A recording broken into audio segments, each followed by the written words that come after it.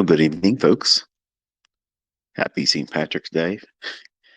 Hopefully, you've remained sober today. Didn't get yourself in kind of trouble yet. I've never been a drinker. I've never drank alcohol, but locally here, everybody's going nuts with it. They're dressed in green and dressed up like leprechauns and wearing kilts and such. It's madness, but I hope you're all doing well. I'm doing well today. The topic of this one here tonight, when being right is no longer enough. Where are we going with this one? Where's this ride taking us? Well, one of the things that I receive a lot from students all around the world, and it comes up quite frequently, is how to know when to take that leap of faith to start trading with live funds or a funded account. And while I don't have a definitive, this is how you know, it's more closely to the title of this Twitter space. When you're able to read price action and you can see it and anticipate it and know what's likely to occur next, and it happens most times, and you're doing it consistently, you're not impulsively going into the charts and trying to pick the next fluctuation just because you're bored. It's when you're no longer influenced about pursuing being right. But that line that divides that, where you no longer are satisfied with being right. So when you're no longer chasing that, I need to be right, I need to be right, it's just happening by default. That is my opinion, the clearest indication that you're probably prepared, at least the earliest stages of it. As soon as you start trading with funds or even a funded account, I'm sure you're going to have that magical experience where suddenly it really matters now. It matters if you're right. And then you start that whole process all over again, desensitizing yourself to the pursuit of being right. Now, right is all right, I guess. Wrong is not necessarily bad, meaning that you can get into a trade, you can get into an investment idea, a setup, everything look like it's lining up for you. And as soon as you enter the trade, something just doesn't feel right. You give it a little bit of time, and then finally, you see enough to know that what you're looking at is not a viable setup anymore. And you do what is appropriate. You abort the trade. You turn it off, close it, it's done. Whatever loss, whatever result, you accept it. That's being wrong. But that's not being wrong in a bad way. It's being right about being wrong. And many of you, like me and everyone else that's come up in this industry, in the beginning, when you're trying to do your analysis, you want your analysis to be right because you think that right is always profitable. No. Think about how many times you were right about the direction, but got shaken out, stopped out, right about the trade idea, but didn't push the button. So you can be right and be wrong. So it's a matter of perspective. It's not a pursuit for you or me or anyone else that's in this industry try to tell the future with these candlesticks. It's not our endeavor to be right. Our endeavor is to be consistent, doing the same things that's been measured, studied, and has shown to provide a probability that usually ends up in what the past has shown, but that's not indicative of the future. That's that gray area. And you have to embrace not being right all the time and being right enough. But there's a time when you get consistent with your outlook on the marketplace, your timing, your selection, bias, all those things that they come in alignment. And when you no longer have any real concern, not that you are numb to it, because that's a totally different thing, but you're indifferent to it. Obviously, everyone wants to see the outcome be favorable for them, but there's this state of mind that you're going to reach, and you really won't know what this feels like until you finally get there. And I'll talk about how you get there in a few minutes, but for now, the way I identify it is when you have a trade idea that you've engaged, you're in the trade now. The market's moving around and you are absolutely disconnected in terms of emotion or needing it to be right. And equally so, you're not worried, you're not concerned if you get stopped out. The second one I'm going to talk about first. The reason why you wouldn't be concerned about being stopped out is because you know, if you've been doing the back testing, studying, watching real time price action with me, you can see that these things are predictable. They're based on time delivery. And these structures that come into the marketplace that present our opportunities, and it may not be an opportunity that you have identified yet. You haven't found your model, but that's okay. You'll find it. It'll come to you. But you don't worry about that outcome being unfavorable because you know that one transaction, that one idea that you're placing a laboratory experiment around, which is a speculation that you're looking for a displacement in price from where it is right now and where you believe it's going to go, and limiting how far it can move against you. So that stop out, if it happens, you're not worrying about it. In fact, you're completely indifferent to it. Meaning, if it does stop out, no big deal. If it runs to your target, no big deal. It's just one transaction. It's one thing that you're doing right now that absolutely has no power over removing you from your entire career. Let's flip the script now. As much as we are not concerned about losing, having a bad result, being stopped out, we're not worrying about being right. We're not worrying about it going to our profit target. We're not worrying about doing a full pull. A full pull is whatever size position you build up, you take all of it off at your target, and that's it. It's all or nothing. And while you're learning, it's important not to have that mindset. No matter who tells you otherwise, it's important for you to reward yourself incrementally. Over time, you'll know when the trades are really in your favor to do full pulls where you don't take any partials, you're just managing the trade with a stop loss. But that takes time. It also takes time getting past the point of needing to be right. Because right doesn't equate to being profitable. It sounds like it's an impossibility because if you buy and it goes up, you should have made money, right? But you know that that doesn't always work like that. You get shaken out of it, scared or stop loss hit. But you're right. Remember, it went where you thought it was going to go. And when you're no longer looking at those moves where you were correct and where you thought the market was going to go, you had the draw and liquidity correct, the bias was correct. You knew where it was going to react to, but something didn't line up perfectly, whether you were just a little late getting in or a little too early and getting stopped out and then too afraid to get back in.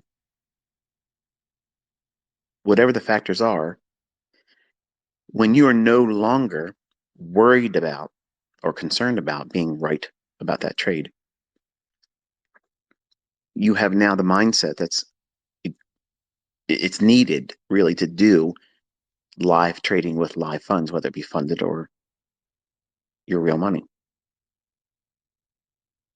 But no one's going to be able to, and I can't do this for you, but no one is going to be able to tell you the proper timing for you to take that risk on. And it is a risk. But you need to have that desensitized state of mind where you're not holding yourself to a scorecard of how many times I can be right, how many times can I avoid being wrong. And many of you, and I went through this too, you're keeping score on your emotional commitment to a trade. Now think about that. You're measuring your emotional commitment to every trade you're putting on right now when you're new. What separates the trader that thinks like that from someone that's consistently profitable? They're not holding their entire career up by the results of that one transaction.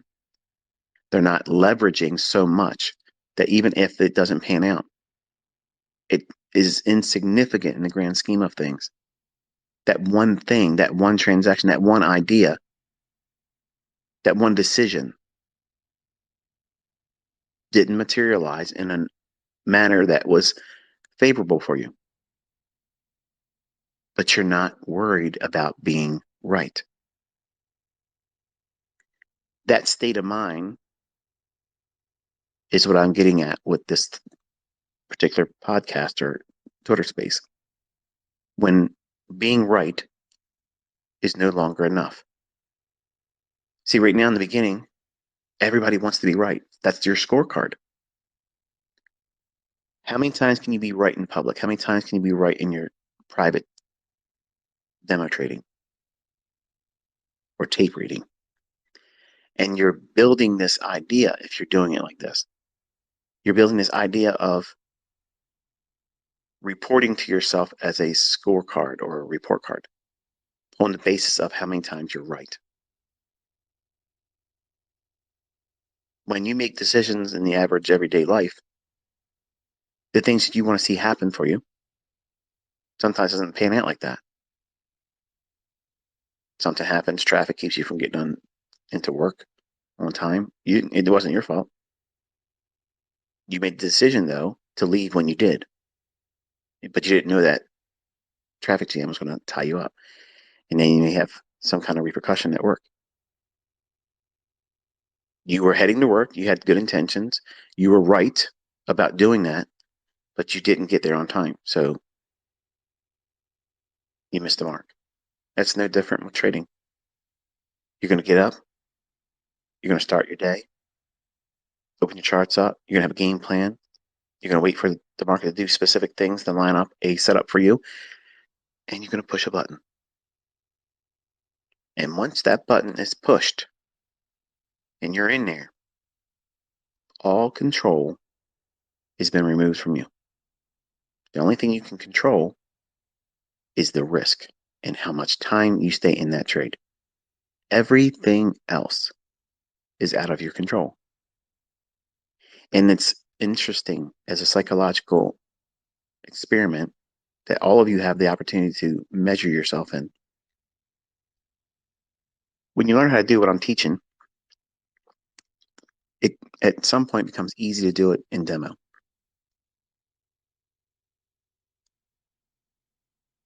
You get confident that you can do it consistently. Sometime in the future, for you, you'll decide when being right is no longer enough. You'll want to trade. You'll want to do a funded account, or you'll want to speculate with your own live funds. And when you push the button, then you don't have that blank void of, if I'm wrong, I don't lose anything. Now you have, I got to be right.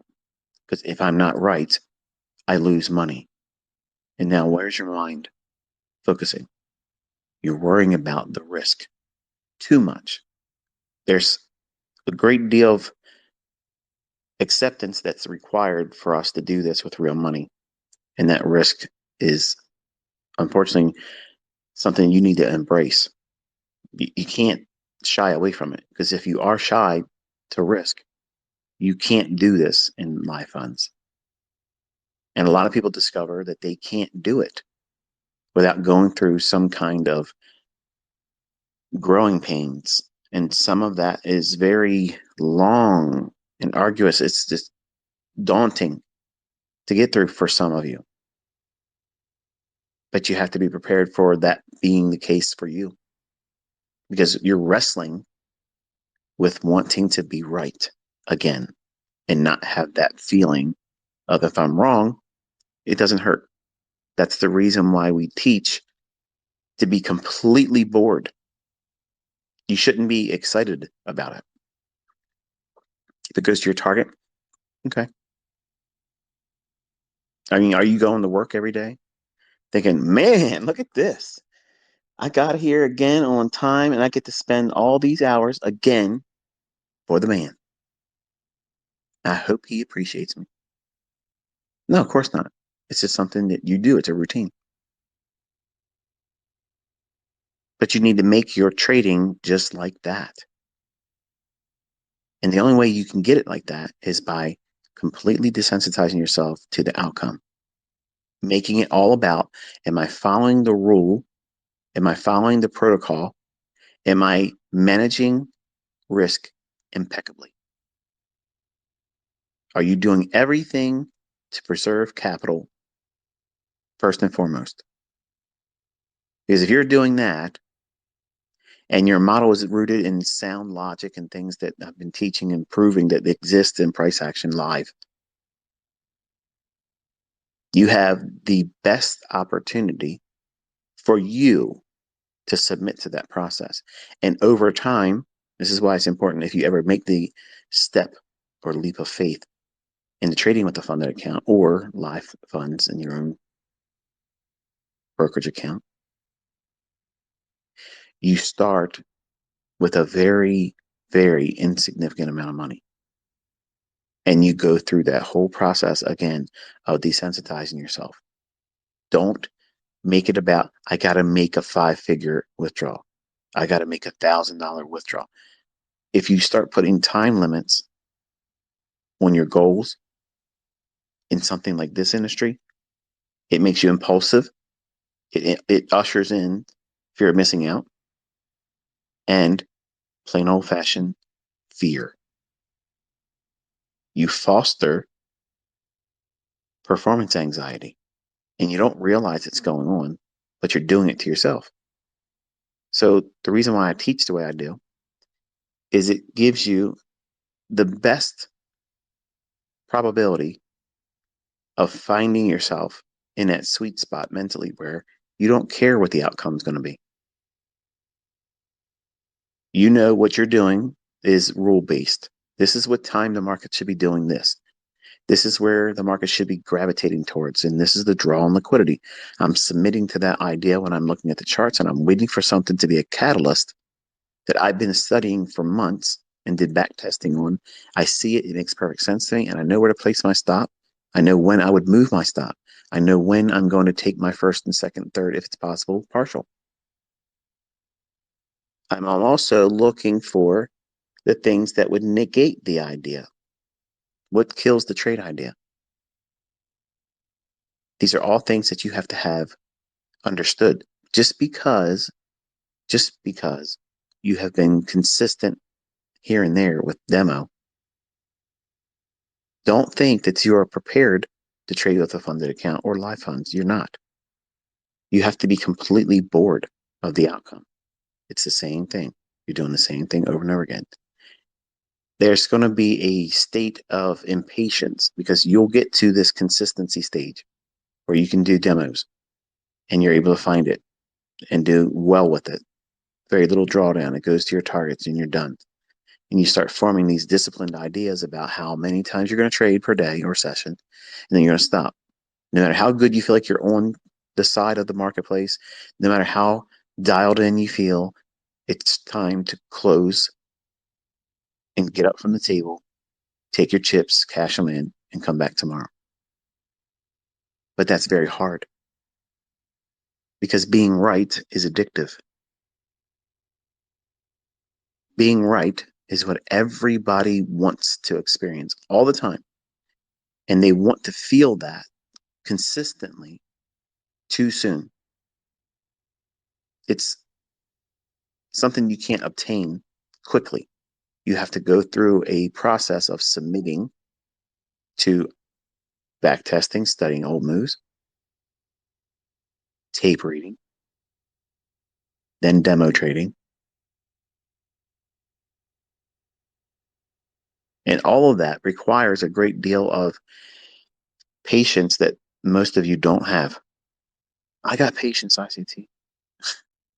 I was reading some of the comments before I started this Twitter space, and some of them were saying, I just started trading using what I learned from your 2022 mentorship. I just finished the last videos, and I'm going for my funded account next week.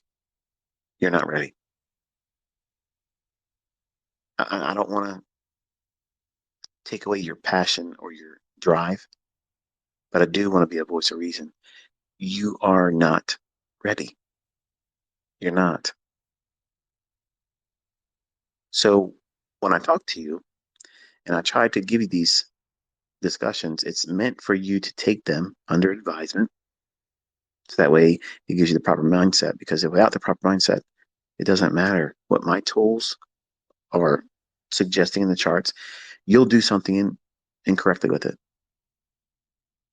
And you may not have the discipline or the maturity to identify it as your personal weakness and not that these concepts are failing. In the beginning, it's going to be easy for you when you don't do something right. Oh, it's this that happened to me. It's that happened to me. It's because he didn't give me a clear idea how to use this. Well, if that's true, you should not have been taking any trades with it. You have to be completely 100% responsible. That's what a trader that's consistently profitable is. They own everything they do, the bad and the good. And they're not influenced by anything outside of them, whether it be another influencer online, another trader, somebody out there that seems to be doing better than you. And you'll develop these little mental challenges that you can be right more than someone else. And then your trading becomes a pursuit of, again, what? Being right. When being right is not what we're trying to do. It's a derivative of doing the right things, but our reasoning or the catalyst for us getting in the trade is not on the basis of being able to say, I'm right. I'm going to say that again so that way you understand what I'm referring to, because it's easy to hear it and go in one ear out the other. When we start trading, even in demo, more so when you're trading with live funds, you are pursuing the pleasure, the stimuli that comes with being right, that feel good hormone that gets released. It reminds you that if this was real, you'd made that much money. And you don't want to go into your development with that mindset, because you're pursuing the end result being on the basis of you being right. And if your focus is always about being right and not the process, what are you really doing? You're teaching yourself to adhere to something on the basis of win or fail. And now you've elevated the outcome to a level of critical. It's critical for you to be right, because you won't be prepared mentally to accept the fact that that one didn't work. And every single time I blew an account, it started right then, right at that moment where I had a trade idea, I put the trade on, it looked good, and then ultimately ran against me on my stop. Okay. When I first was learning, it felt like the weight of the world was coming down on me. It felt like I'm afraid to take the next trade because that one didn't work out for me. And the number one reason why you're fearing to take the next trade after a losing trade is because you're wrestling with the impulsiveness to want to trade with a larger size, and your conscience is telling you, don't do it. And you need to listen to it. Don't. In fact, it's better for you, if you're new, to just completely stop for the day. Give yourself time to process that incorrect trade result. So that way you can desensitize yourself from the pursuit of being right. Because if you're trying to do your trades with the goal in mind that I'm going to be right, it's going to go to my target, it's going to go where I said it was going to go, versus I'm trading this model, I'm trading with this approach, and I'm submitting myself to this very thing here. Nothing else. I'm not bringing anything else into it. I'm not letting anyone else influence my following of this logic. Come hell or high water, whatever the results are, I'm going to log it, and then I'm going to follow that model again when the setup forms it again, whether it be later today or another day. And you will find that you will get to this point where no longer are you pursuing being right, because it's no longer enough. It's not going to be satisfying for you to just be right. You're going to be looking to do what? Be more precise, more accurate, less drawdown, less heat on your trades when you put them on, more confident to hold for not your first scale out profit. Your first profit now would be your typical second partial. That's how you graduate into that point of holding for a full pull. You just can't quit cold turkey and say, okay, I'm not going to do any partials anymore. I'm just going to go straight in and get all my targets. And then what happens is, invariably, you're going to have trades where this is for you, um, Pat. I watch your streams and I hear how you wrestle with you when you want to put a runner on, and you're met with this, and the way you overcome and get over it and power through it is you don't worry about the result. Okay, when you're live streaming, you're talking about what you endured, and you're amplifying that. And it may be entertaining, it may be for you to discharge it, vent, and you think they're releasing it, but your subconscious is holding on to it. And once that happens and it's anchored to your subconscious, it'll have an impact on your next trade. You'll see the trade, you think, okay, I'm going to hold for that 20 handle run. But what happens is when you get to that first 5 or 10, that little voice inside you says, remember when we held for this the last time? Do you remember what it felt like when it didn't let us get our full target, but we had 19 handles? We didn't get to 20. Right now you have 10. And you're going to be thinking, like a deer in headlights, what do I do? What do I do? Because if I'm wrong by not getting out right now, I'm going to regret that. It's going to be more remorse. But if I hold and it moves to my profit objective, then I'm right. I'm right. Damn it, I'm right. I did what I was supposed to do. It went to my target. I'm done. I did it. I slayed it. But even if it gets to that target, you're going to be remembering how painful it was to hold on to that. Because back at the first stage of you feeling that internal voice, that conscience talking to you saying, I'm a little uncomfortable right now. I'm afraid it's going to turn on me. You know what the easiest solution is right there? It's the easiest thing in the world, but you're not going to want to do it. It's going to feel like the most asinine thing to be doing at that moment. because everybody out there that's not profitable, that doesn't show themselves executing trades, but they want to give people advice.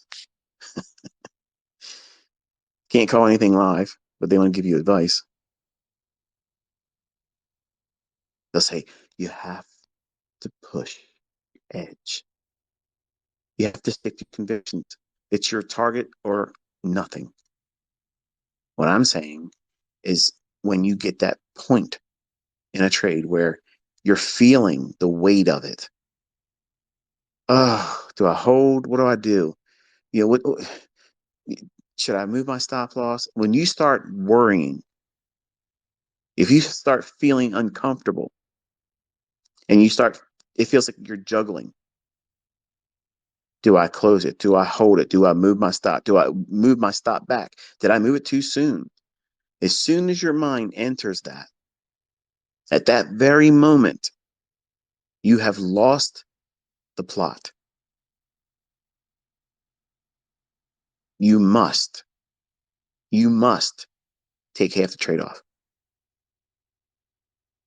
But Michael, what if your self doubt isn't a bad thing? It's just the fact that you have grown in your understanding and your experience and you've been here before. And the trader in you is trying to listen to the analyst that's warning you, hey, we're in troubled waters right now. Yeah, it could go to our target. It could do that. But protocol says this is what we do. Standard operating procedure. SOPs, okay? Standard operating procedure says when the shit starts to get deep, take something off. How much, ICT? Half. You're divorcing the trade, but you're getting something out of it. A runner's still there, but you're getting half off. Now you've banked half. If it comes back against you and stopped you out at your trailed stop loss, or if you were fickle about doing anything, just keeping your stop at original, it won't take you to a loss. You're not worrying about it. But if you wrestle with that and you're in that troubled water area where you're thinking about being right, you have lost the plot about the trade. You don't know you won't be able to realign yourself. And anybody that says, well, you can just, take a step out, get a cigarette break, go get a shot of liquid courage, go to the gym and just submit to it, see whatever happens. What's going to happen is you're going to stress.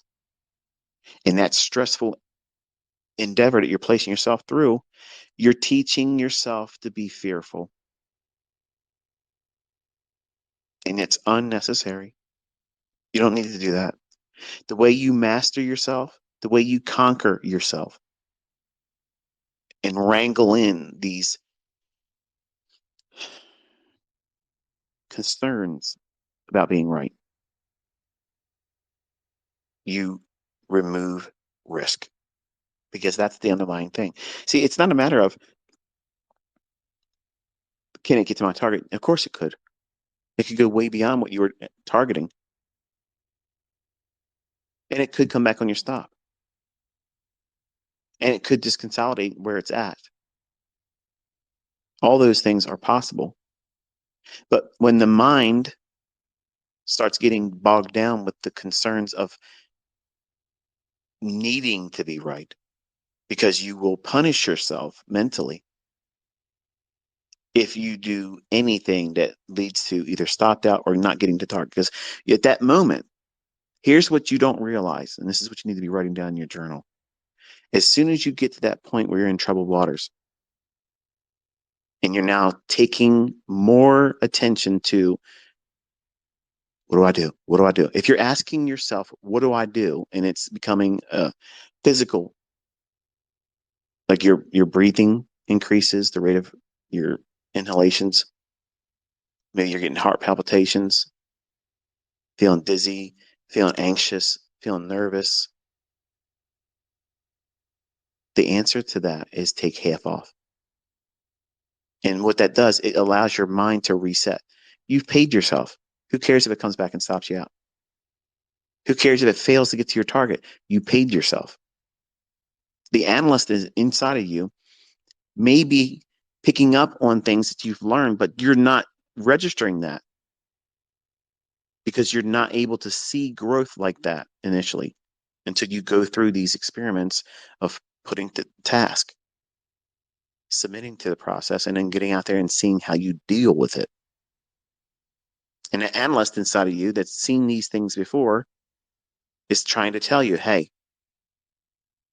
you're not ready for this.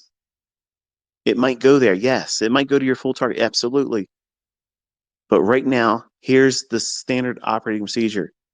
As soon as we start getting nervous and we lose sight of the plot, the way we regain that clarity, take half of the position off.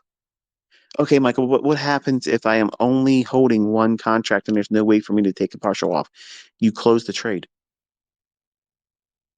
That's it. But what if it turns against you? How are you going to deal with that? You're going to beat yourself up. You know you will. And to sit here and lie and say that you wouldn't, you're fooling no one. First and foremost, you're not fooling yourself. You have to guard your mind. You have to preserve that clarity. Once you gain it and you desensitize yourself to the outcome, you're not pursuing right. You're pursuing following your model. Those rules, if they're sound in their logic, they will preserve you if you're able to listen to the analyst in you. But if that analyst is trying to warn you, listen, buddy, you got out of the chair and the gambler has slip seated with you. You think you're driving, but you're not. You're riding shotgun with Retail Rick. And he's had a little too much to drink on St. Patty's Day. And it looks like he's aiming for the next fucking tree. So what are you going to do? Ask for the keys. You got to take that wheel back. How does that happen? Take half the trade off. And if you can't take a half, then you close the trade.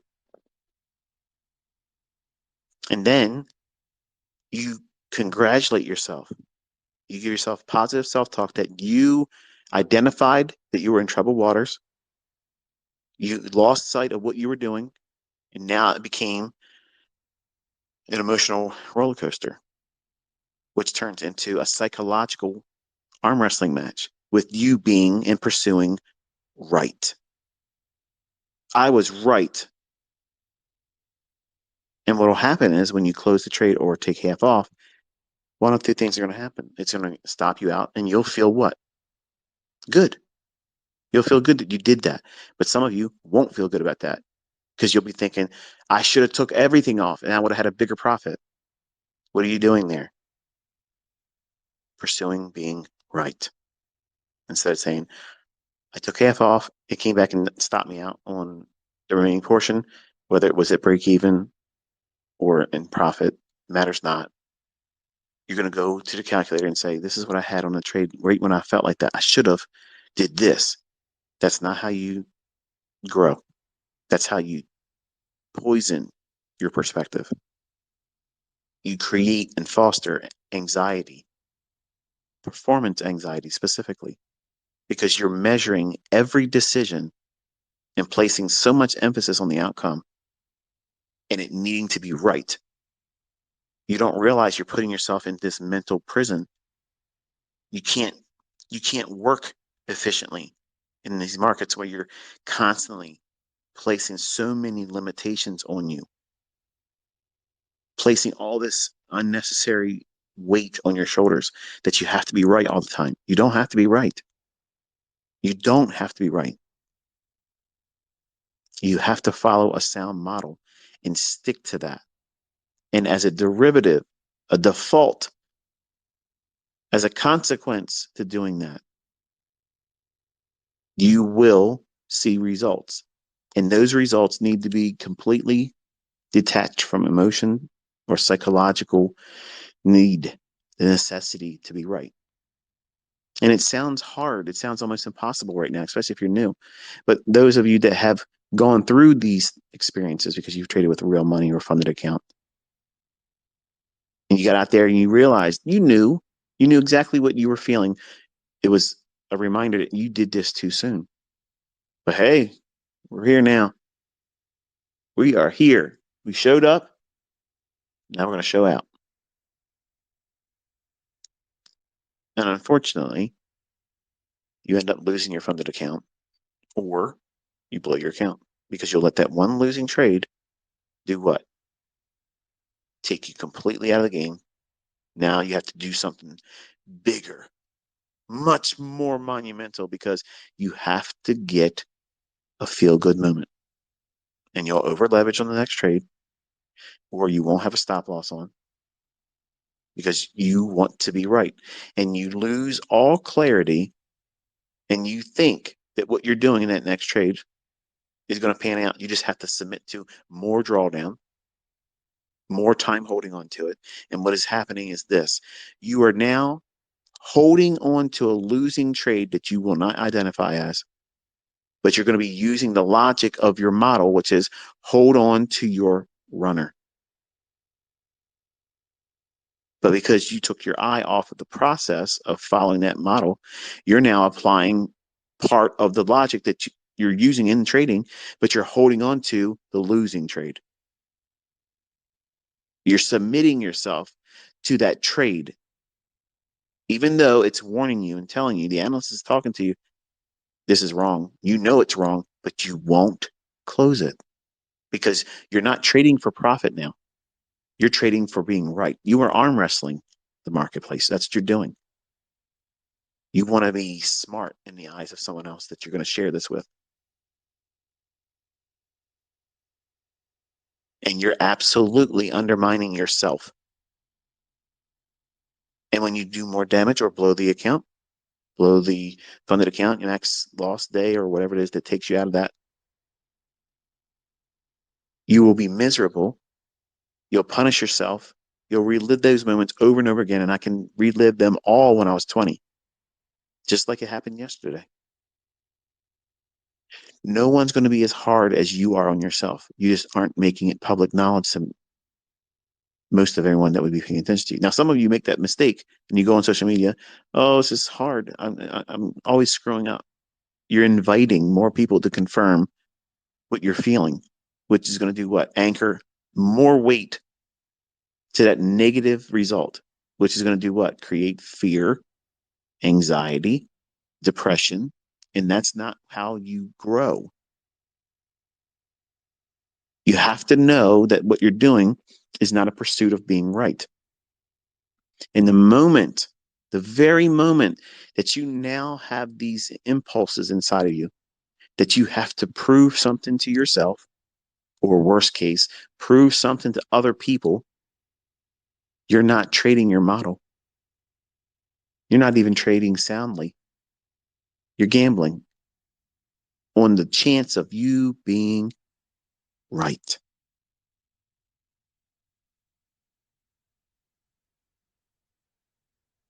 You have to release all that. You have to stop doing that with your trading. You got to stop doing that with your studies. You have to submit to whatever happens as long as you're using the processes and protocols that you've adopted as your model. You're going to accept whatever the results are because you have done enough research to know that the things that you're trying to pursue repeat not just once in a blue moon, but they repeat almost daily, if not every day. Every day, the market's going to run for some hourly old high or an old low. This is the part where you start writing down notes, folks. Every day, there's an intraday range that has an old 60-minute high or old 60-minute low. In between where the market is at market price, whenever you're sitting down and looking at your charts, you want to identify them because there's liquidity there. This is the surest way for you to know that you can go in there every single day Every single day, this is forming. There is not a day that this does not form. Okay. This is an everyday bread and butter logic.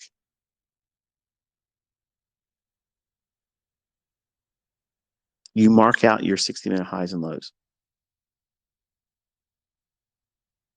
You wait for some shift in market structure that would be gravitating towards that old high or old low. Once you have a shift in market structure, using just what I taught in the 2022 model, you wait for a fair value gap. As soon as it trades into it, you engage.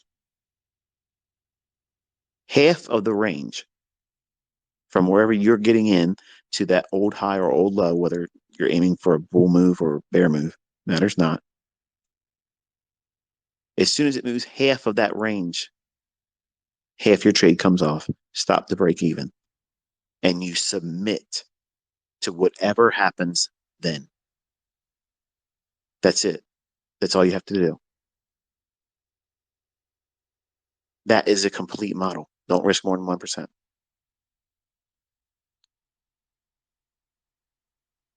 It might be 5 handles, it might be 20 handles, it might be 30 handles. How are you going to know? The range between where you're trying to buy and where that old high or old low is.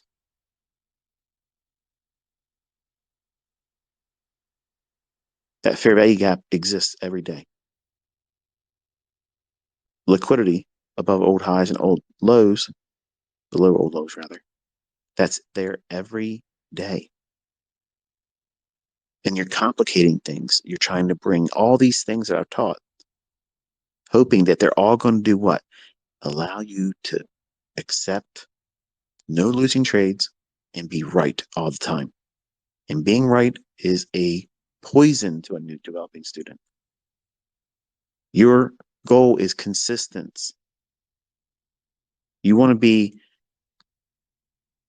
doing the same things over and over again, using a model that delivers consistently.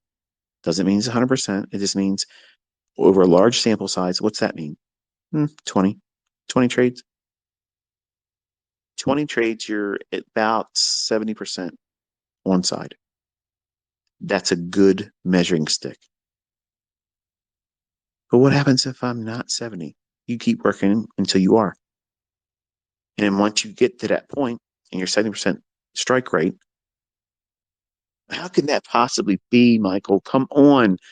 That's too high. It's unrealistic. All the books say, I'm telling you, don't read into those books. Those books are written by authors that has sold a book.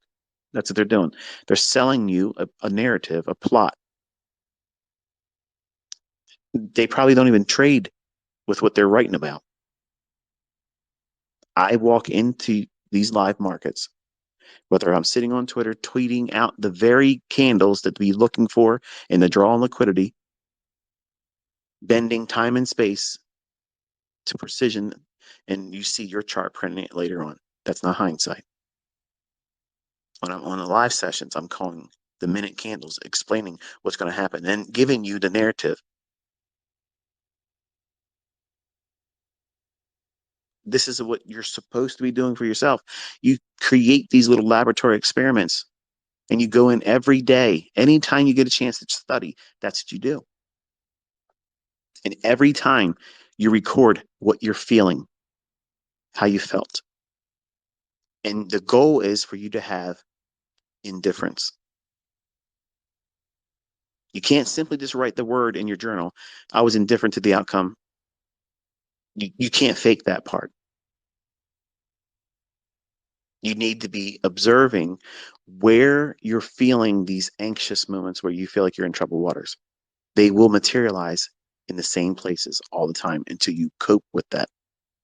You replace it with a positive habit. What is that? When you feel it, you kill half the trade. If you can't cut it in half, you get it all off, done. And what that allows you to do is you reset mentally and emotionally that now, okay, I've paid myself. I've removed a great deal of the risk. I've profited from it. And now I have a free look. I got a free bus ride to get to my target if it wants to go there. But you don't know, and you're not going to know because you're now recuperating from what you just put yourself through, which was stress. If your trades are stressful, you're trading too big. Your risk is too much. The easiest solution to that, drop down in your leverage. I can get out there and I can find these 5 handle runs, 20 handle runs, 15 handle runs, 30 handle runs. And I'm holding on to 5 contracts, 10 contracts because Top Step says I can do 15. So I'm trying to push the envelope. I got things to do, ICT. But it's hard for me to hold a trade. So I get out too early. What am I doing wrong? You're over leveraging. You're trading too big. You haven't given yourself time to grow up into 5 contracts, 10 contracts, let alone 15, what guarantees you're going to blow your account. That's what they want. I want you to trade with 1 contract. Look what I did with the TD Ameritrade account last year.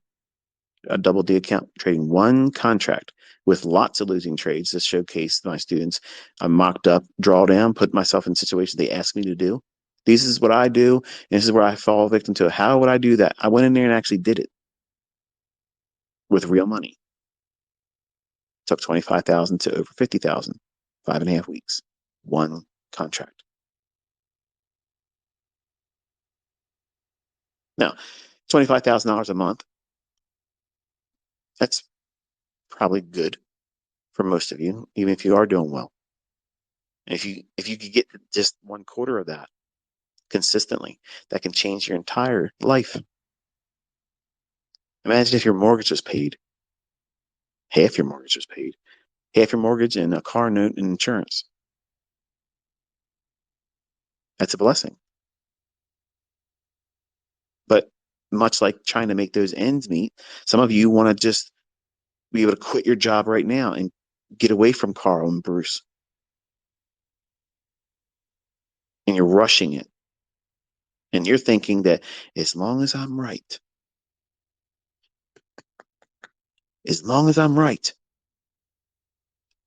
I'll get there quicker. And quicker is not the right thing. You got to be on time. It's the same goal you have when you go to work. You want to arrive on time, in one piece, prepared to do your job. You can't rush success. You can't. It doesn't work that way. And placing so much emphasis on arriving sooner than what's realistic. Think about it. When I used to have to go to work in the morning time, I had pretty much a straight shot because I'd get up really, really early. Drive a 45-minute drive, 40-minute drive in 20 minutes, speeding, admittedly. But I hated going home because I would be in rush hour traffic. Think about what you do to yourself sitting in traffic. You know damn well there's 150 friggin' cars in front of the one in front of you. You know that. But your limited myopic perspective is this asshole's holding you up. So what are you doing? You're riding on his bumper or her bumper, looking in the rear mirror. Yeah, look at me, bitch. Look at me so I can tell you you're so-and-so. What did you do? You lost the plot. You got emotional. You're demanding something. You can't move that wall of cars. And being angry about it doesn't move them faster for you. But yet here you are in your car, pissed off, cussing at everybody, ready to get out, swing your tire iron, and break somebody's windshield because it's holding you up. You're trying to get somewhere. And these people are doing this intentionally. They're holding you up, and they're thinking about the same thing to the person in front of them. And that's what traders are doing when they get in the marketplace. They want to get somewhere too quick in impossible conditions. You lose sight of what you're doing. You get out there trying to prove to the world that you're better than somebody else, and you wreck your ass. Turn your live streams off before they really end and go into a losing trade. You know it's all about. You know the score. They all have these problems. They're wrestling with it. You're wrestling with it because you're trying to do more than what's required. Follow the model, follow the rules, listen to the analyst in you. When it tells you you're in troubled waters, you do not flake out like you're in rush hour traffic, thinking that you're going to be able to bully everyone out of your way.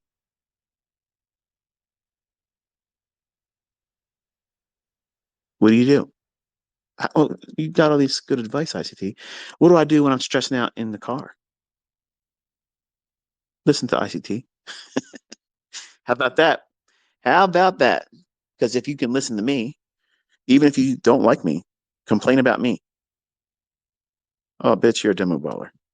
We don't see you trading a live account in live. Go ahead, put your attention there. I'm a therapy. Okay. Because if you're doing that, you won't get yourself in some kind of road rage event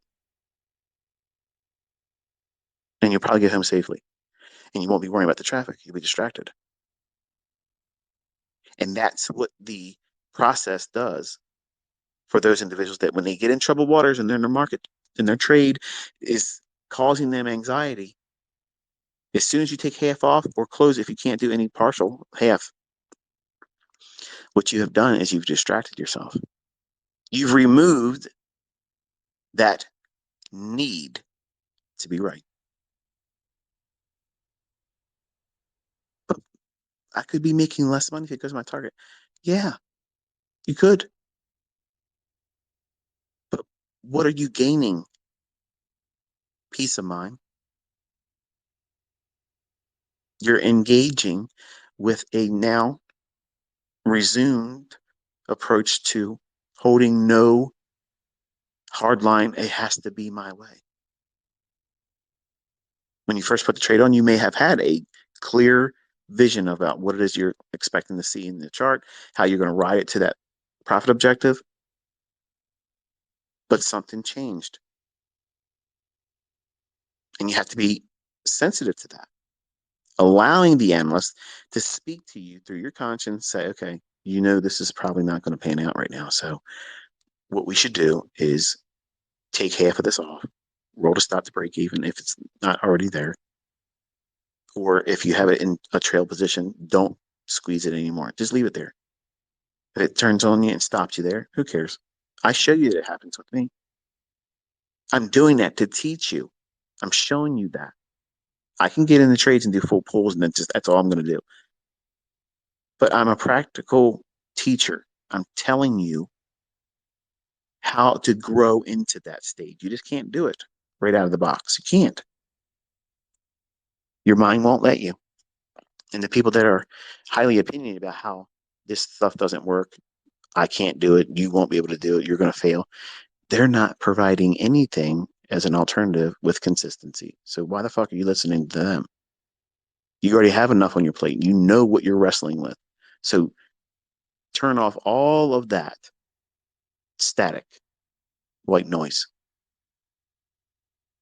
and listen to your conscience. Your conscience is going to talk to you if you've been doing everything I'm telling you to do. It will guide you because of the experience you've placed in its hands. That analyst is going to guide you when it's troubled waters. But you have to let the analyst communicate to the trader in you, the one that's going to make the sound executions on the sound logic that comes from the analyst. The person that you're training with the back testing, the person you're training to observe the opportunities in reading old data and watching real-time price action and tape reading and in the walk forwards and then finally doing a demo. Demo, that's when the trader arrives. He or she has no function in any of this until you get to demo. So the trader in you should not be talking about, I want to buy here, I want to sell here, I would do that, because that's not the trader talking. That's retail Rick. That's the gambler in you. So you've got three people inside of you right now that's going to be wrestling to be in the driver's seat. The analyst needs to be shotgun all the time. The analyst is right next to you all the time, and you're wanting to hear the logic that part of you, when it's time for your conscience to say, okay, you're in a position that's probably not as good as we thought it was. Do not listen to jokers and clowns out there looking for clout that tell you just got to have conviction for your trade. If you know that you're absolutely 100% uncomfortable and you are not able to focus on the trade, you are absolutely doing things backwards. And these same people, you never see them execute anything, not even recorded. They don't prove anything. They prove they have an opinion that nobody should listen to. There's this clout police force that's forming, and they're out there trying to keep your attention from learning how to do this. And you're seeing people now bring in real receipts with real money, and now they're uncomfortable because they don't have that. They don't have anybody proving that what they're doing or what they've done is making them any money. See, we're getting into the thick of things here now. The rubber's meeting the road, going down to the brass tacks. And those that are submitting themselves properly are getting results. And all the old things that they used to be able to say about what we do here, they're finding that it's being met with a bulletproof vest, and it's wrecking ball proof, atomic bomb proof. You can't beat proof with real money, with real receipts, with real interviews from companies that pay these individuals. I don't own any funded account, so I'm not scripting anything. So they're doing something right. And that's the following of the process and the model. And you hear it in their own testimonies that they struggled, just like you're struggling too, but they kept pressing forward. I'm sure they saw all the things and hear all the things that all of you hear. You're never going to get it. This is becoming retail. This is never going to be retail. Look how many people talk about it. That right there is a testimony. As long as we got all these people hating on the idea, it ain't going to be retail. They want you to think that because they're insecure. They want you to feel like this is the worst thing for you to be doing. You should be following their garbage. Listen to their bullshit. Don't take partials. Trade animal patterns.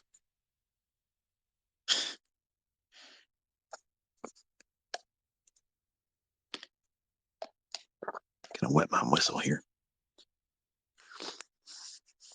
You're probably wondering why I'm so low key tonight. Usually I go off the rails a little bit faster. I'm actually under some Benadryl. I had to take Benadryl. I had a little bit of a reaction. My wife made some kind of chicken shit. She was mixing kinds of stuff. She got that fucking TikTok. I'm telling you, I've wasted so much money at the grocery store because of TikTok. This woman watches TikTok, and every recipe that comes out, my house has got to make it. And she's got to ask me all the time, taste this, taste this.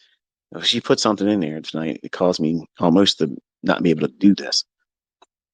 Kept coughing and coughing and coughing. So I had to take Benadryl. And I'm a little relaxed, almost to the point where I want to take a nap again. But I already took my 2 naps today. So that's our rabbit trail for this one. But you don't want to go into your trading constantly pursuing right. And you know already, most of you, doing that isn't getting you where you want to be. But you're wrestling, arm wrestling with the results of you trying to do that. You think, well, if I just do a little bit harder, I'll get through that because this is how trading is. No, that's how gambling is. Look at the people. If you had the opportunity to go to a casino, when I had my first year anniversary, we went to Atlantic City and we stayed at the Taj Mahal. And I literally only took $100 down to the casino. That's it. Because number one, it was my first time at the casino. I've never gambled like that. And I said, in the event that I would take more money than I should, and if I win, I'm afraid that I'm going to get compulsive about that and say, I'm going to try to do it again and do it with more and more and more. So I purposely left all credit card, all debit card. I don't even use a debit card, but I'm just telling you, there was no means for me to take any money out of my bank accounts. It's just, this is what I brought, and other cash was for, eating and whatever.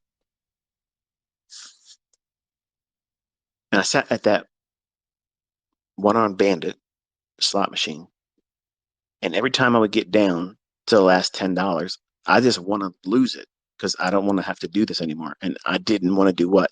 Get up and walk away. The analyst in me was saying, this is a waste of time. You're not going to make any money, and you're already just wanting to leave, but you're not wanting to get up because retail Rick is pulling the slot machine. But what happens if I get a jackpot? What happens if I win $2,000? The maximum thing I could have won on this was $2,000. And I would make it a little bit up to 75, 65, just under $80, getting back to the $100 that I put in the machine. And then all of a sudden, it would be spent down to the last $10, $12. And I'm like, okay, it won't be much longer now. And then I won't have it. I ain't got to worry about doing this. I can go watch the shows with my wife or whatever. And I'd win a little bit more, but it would be like to be $50 or $40. And then the gambler in me said, oh, I'm probably real close to one of those big wins. Let me just keep playing. And I sat down there for almost 7 fucking hours with the same $100. Couldn't make it go away, and I couldn't freaking make any money above $100. I never got it over $100. So I'm thinking to myself, this is stupid. Like, what the hell am I doing? So finally, I just did the maximum bets that it would allow me to do, and then boom, it's gone. And I was relieved that $100 was spent like that, because I was like, okay, now I don't have it. I won't be enticed to do what? Do another run of that and get caught up in that whole pursuit of being right. That's how I learned this. The whole discussion tonight was that moment in 2022. I'm sorry, 2002 is when we went to Atlanta City. We got married Valentine's Day of 2001, and then a year later we were in Atlantic City celebrating it there, which was weird because I've never been to a casino, and that's where she said she wanted to go, so whatever. But this whole idea of removing myself from that, I applied that experience to the trading. When I start feeling like I'm listening to the wrong voice in my conscience that's telling me to be acting on impulsiveness, what if? See, the analyst isn't going to do, okay, what if you make more money than we thought? Or what if this is a trade that we hold on for a longer time? The analyst is never doing that. The analyst is going to speak through your conscience to you and say, this is the rules, bub. This is what you're supposed to be doing. This is all you're supposed to be doing. And when you step out of line, I'm going to remind you, because it's going to feel like uncomfortableness. And that's not just fear of making money or losing money. That sometimes is the analyst that's been increasing in its understanding about what it is that you're doing in the marketplace. Don't cancel that out. Don't arm wrestle that, because it's sometimes the experienced analyst that you trained up to this point in your development, and it's going to be communicating to you through your conscience by saying, this is not what we should be doing. We should be doing this. And then what you're doing sometimes is you're allowing retail Rick, the gambler in you, and the trader to argue with one another, ignoring the analyst, which is the sound advice that you should be following. So how do you deal with that? Your plan needs to be written out. When I take a trade, I have a notepad next to me. I'm literally writing down target, partial, stop won't move until it gets to this price. That's it. So if I see something, some little flurry of price action comes in, boom, if it doesn't break the rules that I have written down for my idea, I'm not moving my stop. I'm not panicking. But it might cause a concern for me to feel like the analyst is saying, okay, we now are in troubled waters. What's the process? Half off. Don't move the stop anymore. Or if it's not moved to better the break even, move the better to break even, and then let it go. Submit to whatever happens. And that's how you condition yourself to not just run like a cat with its tail between its legs, fearful, because that's what would be the outcome. You don't want to just run away from any trade. At some point, you have to press into it. But it's easier to press into that trade that's uncertain now when you've taken half off. You've made money. You had a part-time job in that trade and you made money. There's nothing wrong with that. There's nothing wrong with that. And any fucker out there that tells you there is, they're not showing you anything, but they're telling you this is the advice that you should follow. Their shit. And they don't do anything to garner your respect or belief that what they're saying is sound logic. You don't see them signing into an account, going through day by day. This is what I made. This is what I lost. You don't see that, but they're highly opinionated. Who are you listening to? Are you listening to somebody that's going out there live on Twitter or in live streams and calling every fucking candle movement before it happens? Or are you listening to somebody that brings nothing but more confusion? If you're doing that, that's the same thing that you're going to experience in your trades. You're going to wrestle internally. It's going to be like chaff. You won't be able to focus. You'll feel like you have attention deficit disorder when you really don't. You're just placing too much stress because you're over leveraging. You're demanding being right.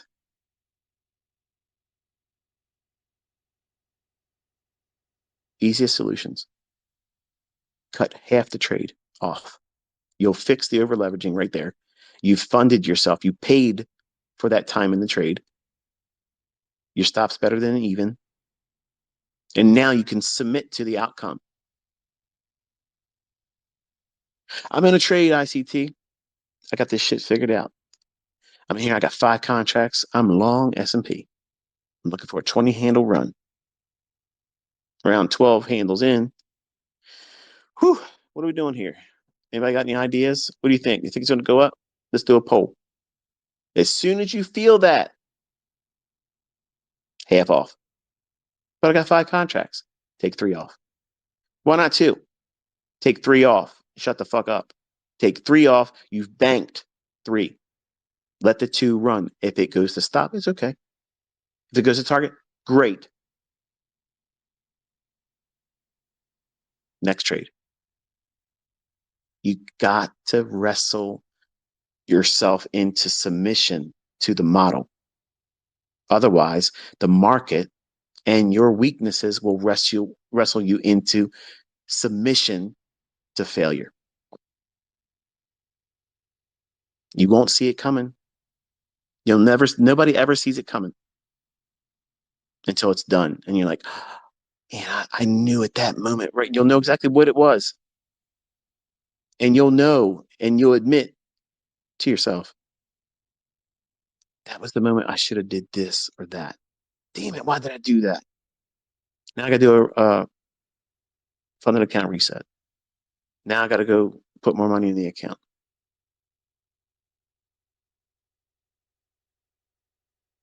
And it will repeat all the time until you do the things I'm telling you to do here.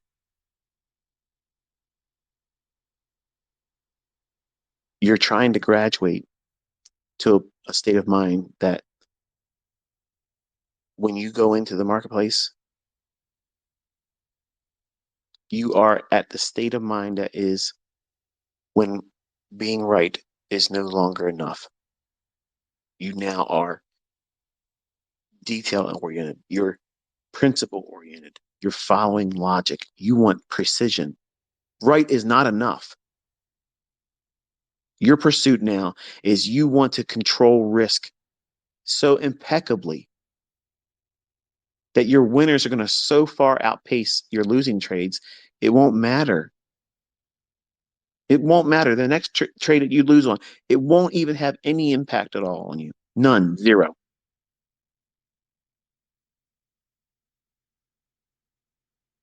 People might talk about it in passing. Oh, yeah, you gotta let your profits run, trade your plan your trade. This all sounds great. But how do they engage? Do they trade recklessly? Are you trading recklessly? Are you throwing everything out the window because now you have a funded account or a live account? The things that you were doing in your demo that were consistent, the only thing that's changing when you go into live funds, because it's still live data you're trading off of, the only thing that's changed is now you have potential reward and potential loss. And you have to grow into accepting that. And it's not easy. For some of you, it's going to be next to impossible, but you have to graduate into it slowly. Whatever the least amount of money you can put in on a trade, that lot size, that's what you trade until you're absolutely bored. And then you go up one more contract, trade like that until you're absolutely bored. And you do it again and keep doing it again and again until you can get to the point where, oh, wow, I can be in 5 mini contracts making $250 per handle. All I got to do is get 4 handles and it's $1,000. And you'll see that making $1,000 a day doing that is easy.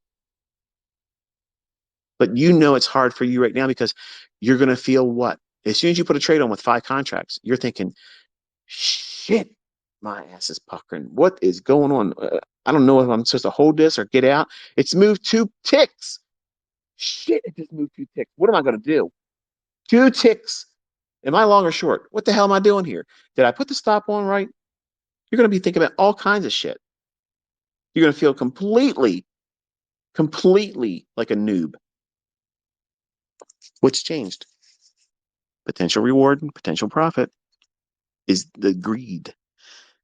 Potential loss, potential debit to your account. That's your potential wreckage. Now, instead of saying, okay, is price confirming that it's continuously moving in my favor? And is order flow still on my favor in my own side? That's where your attention is. You're not looking at the profit and loss little button on your screen. How much money am I up and down, up and down? You do that, you're done. I just do that to show you eye candy to hold your attention in the early stages. You don't need to see that once you understand what you're doing because you can clearly see, okay, it's moved in your favor. Do the math. How many contracts could you have been there? And there it is. In the beginning, new traders, new students, they need to be entertained. There's got to be a hook in their mouth that draw them this direction. And I'm a master at that. Good songs, maybe not every song, because I'm sure some of you would have heard songs that I put in my videos where like, what the hell was he thinking putting this in there? It's not for you, it's for me. But I know how to draw a crowd. And once that crowd's there, I know how to teach you. But I also am aware that some of you are not teachable and you'll walk away before you should. And some of you, I'm glad you did or do because you're not prepared and you're just going to be toxic. But knowing what to do, when to react to it. When we react, okay, I saw this, I can't remember the guy's name. He's a YouTuber. He tweeted, your job as a trader is not to predict the future. It's to react to price. What the fuck kind of logic is that? Like that literally encapsulates retail trading right there. That's it. That's it. That is retail trading in a sentence. What you're saying by saying something like that, or if your thoughts are in alignment with that, what you're essentially saying is there's no way to know where price is likely to go. So fuck it, let's gamble. That's exactly what you're saying. Your job is not to try to predict price. Your job as a trader is to react to price. Get the fuck out of here. Listen, if you don't know where the draw on liquidity is, where the market's likely to be going up or down to, you're clueless. You have no business, zero business pushing a button in that regard. You don't have any business doing any kind of trading because you're literally putting a blindfold on, being spun around 50 times in the dark, stopped. It's okay.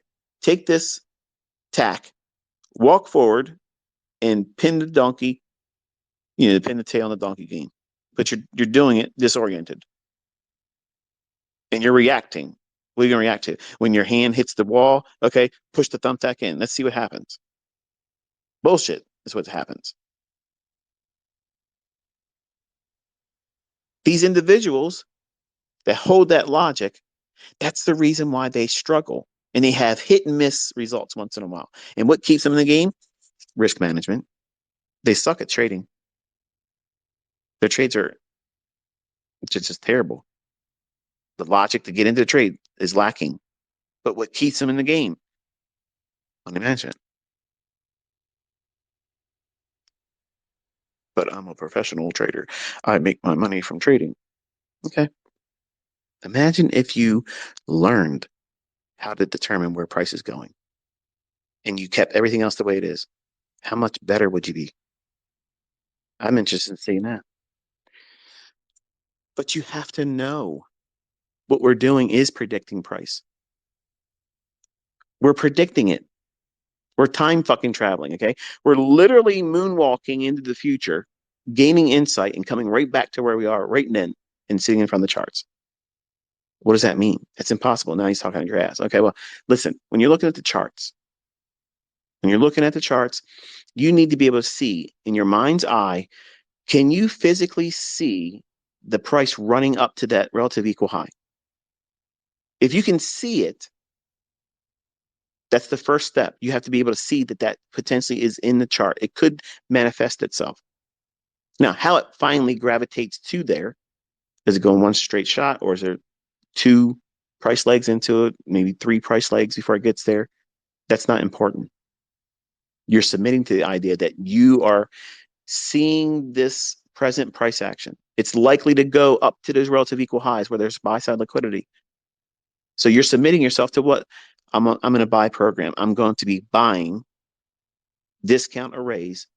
I'm going to be observing price and looking to see if down closed candles support price and repel it higher. To the left of all that, if there is a range in price action, I want to see up closed candles being traded through. That's institutional order flow being bullish. You don't need a depth of market. You don't need moving averages. You don't need any of that shit. The chart will tell you everything you need to know. But you're not reacting to any fucking thing except for that internal voice that tells you you're in troubled waters. So that's the only time you're getting permission from ICT to react to any fucking thing. You're reacting to your conscience. Your conscience is talking to you saying, hey, this is probably not a good idea now because you're not listening to me. And you and the gambler are arguing with one another. And I'm trying to guide us through this trade. And you are causing a decoupling. And now it's going to be physically felt with fear of missing out on the move, fear of being stopped out, disorientation. There's going to be a day, I promise you this, whether you've ever had an anxiety attack or not, this is going to happen to you. There's going to be a time when you have a funded account or you have real money at risk and you're in a trade out of nowhere. Your heart's going to start beating a little bit too fast. You're going to start hyperventilating. You won't really notice it until it starts. But then you're going to feel anxious. You may feel like you want to throw up, feel like you need to go to the bathroom. You're going to lose control of yourself or pass out. Feel like you can't breathe. Feels like you're not getting air, but you're hyperventilating and breathing too much. Start seeing stars. Feel like you're going to faint. Feels like the whole world is now laying on your back. And you're in a trade while all that's going on. That's an anxiety attack.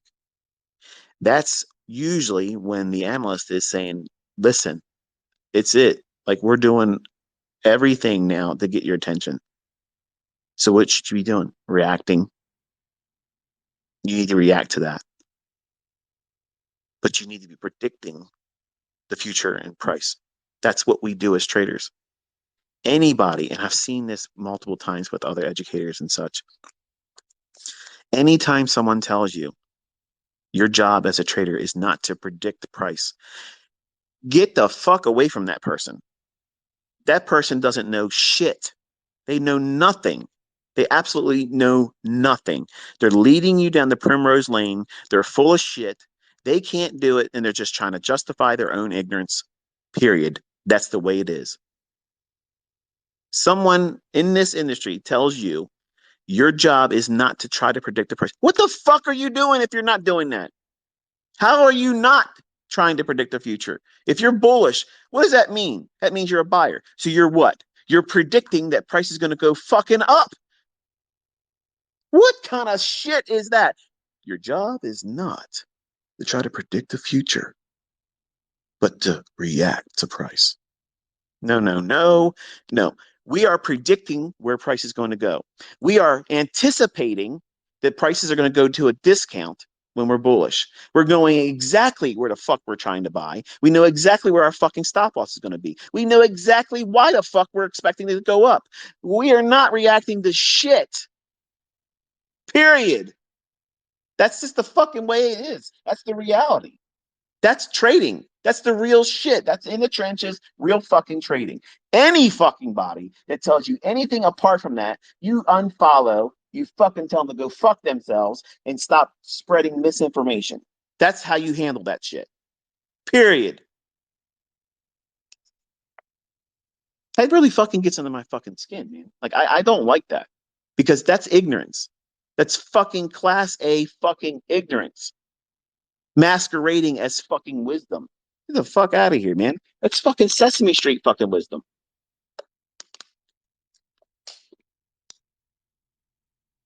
Reactive price. Get the fuck out of here. And you're probably listening to this, so do fucking better. But you have to know when that conscious is talking to you. And if you feel unsettled, you feel uncomfortable while you're in that trade, that's the surest time signal to you that you need to react to that as I need to bail on half the trade and just kill it. And if you can't, take the whole trade off. I promise you, in the first few times that you do it, it'll feel like, especially if it runs further, it'll feel like that's the worst advice you ever received. But I promise you, it will serve you better than anything else because it takes so much more for the human mind to go through that stressful endeavor of holding through that shit. When you're new, you don't have any experience. You have none. You're going through it. So yes, at some point you will have to submit to it. But initially, when you're developing, when you first get that first experience, you do not dig your heels in and say, I'm holding on for dear life. You master yourself. You reward yourself. You've taken the risk up to that moment. You've submitted to the trade idea up to that moment.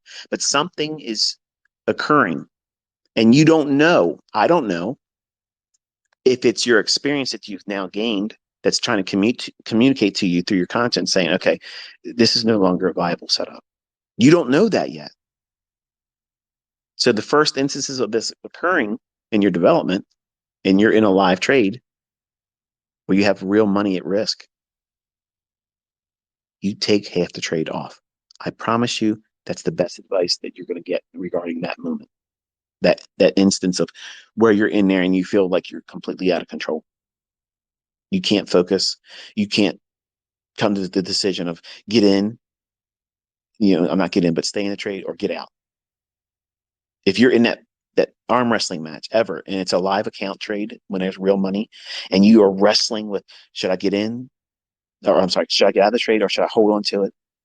If you are completely wrestling with that and you can't even focus on what price is doing right now, you're being distracted by that. So you won't be able to watch order flow. You won't be able to receive the information that price is going to tell you because you're watching the likelihood of you being right slip out from your hands. And that pursuit of being right overtakes the logic that puts you into the trade or would keep you in the trade.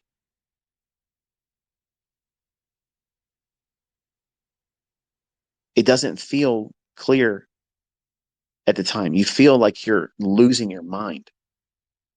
And if you're in a panic attack or anxiety attack while it's going on, it makes it worse. But I promise you, 10 minutes after you close the trade or take half off, it goes away. You'll see things a little bit clearer. If you're in panic, if you're disoriented in a trade and you start worrying about whether you should stay in or get out, half the trade comes off. Walk away, minimum 10 minutes. Whatever's going to happen is going to happen. If it comes back and hits your stop, who cares? You're comfortable with that. If it goes to target, who cares? You were expecting that anyway.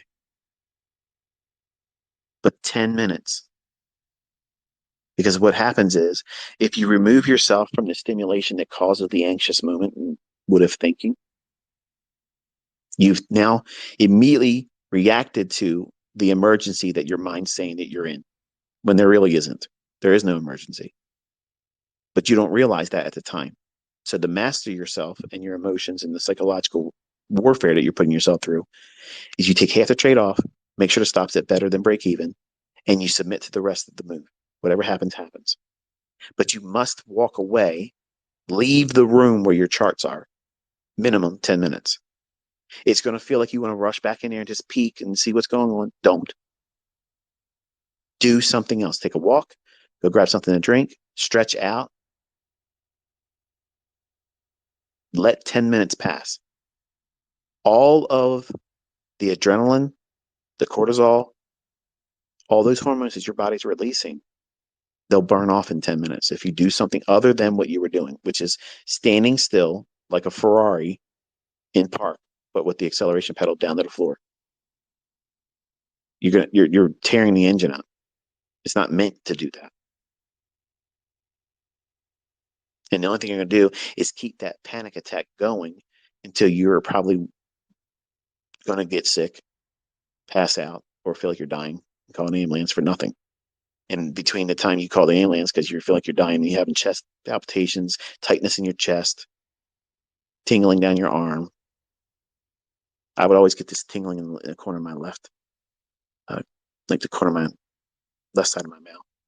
It would start tingling, and it would be like this numbness, tingling feeling that goes right up, like you were drawing a smiley face on the right side of my mouth, from the corner up to my left eye corner. It would be like a pathway of numbness right there, and all that was adrenaline. Because I'm not doing anything. I'm sitting there looking at my charts. What if this and what if that and what if this and what if that? And I'm basically scaring myself, and I'm releasing adrenaline, but sitting still, doing nothing to burn it off. Your brain says there's an emergency. Fight or flight. Fight or flight. Let's get it on or let's get the hell out of here. And what am I doing? Sitting still. Looking at something that I'm constantly telling myself there's an emergency. I need to make a reaction and decision. What are we doing? And I'm doing nothing. I'm what if thinking, what if thinking, and what if thinking. And then finally, cortisol. That hormone's released in my bloodstream. And now I start feeling physical symptoms, chest tightness. I'm breathing faster because my brain's been told there's an emergency right now. And I've released adrenaline. Now my heart race is faster, and cortisol is a stress hormone that once it hits your body, you're completely in a different state of mind. You will start feeling physical symptoms. Palms will be sweaty. You'll start maybe trembling, dizziness because you've blew off all your CO2, but it feels like you're not getting oxygen, but you're just too low on CO2. You blew it off. The exhaling too much. You ever see the people breathe into a paper bag? What that does is it helps regulate your blood oxygen level with the CO2, so it's balanced. You have to slow your breathing down. Take your attention onto something else. And I mentioned over the summer last year, I said the way you beat a panic attack is have a sweep second hand on your watch, and you feel your pulse, and you watch the sweep second hand, and you count. And what you're doing is you're taking your attention away from the things that you're scaring yourself with. And that's how you do it. You take the trade off halfway or close it, and you remove your attention from the charts. Physically leave the room for 10 minutes. And in 10 minutes, you'll feel silly, and you'll probably start laughing like, what the hell did I just scare myself with? There's no emergency. There is no emergency. But you can trick yourself into thinking there is. And if your mind's racing like that, can you really follow your model? No. No one can. It's impossible. Zero possibility. And so many times traders fall into this condition multiple times in their career. But the first time it happens, it is scary as shit. Like you're afraid you're going to pass out. And what happens then? What if my trade just keeps coming back and stops me out? You're stopped out. What the fuck are you worried about?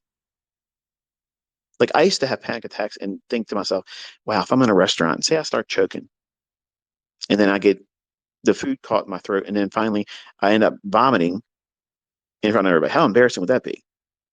Well, how about, you know, what if it doesn't happen and I enjoy my meal? What the fuck? That's it. That's what the human mind does, though. It reaches for the negative all the time. And people that are toxic, they live themselves outwardly like that, constantly looking for something to dramatize, constantly looking for something to criticize. They're miserable people.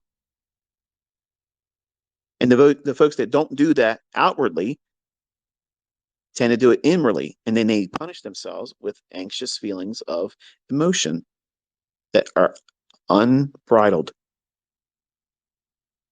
And you lose thought, control, mastery of yourself.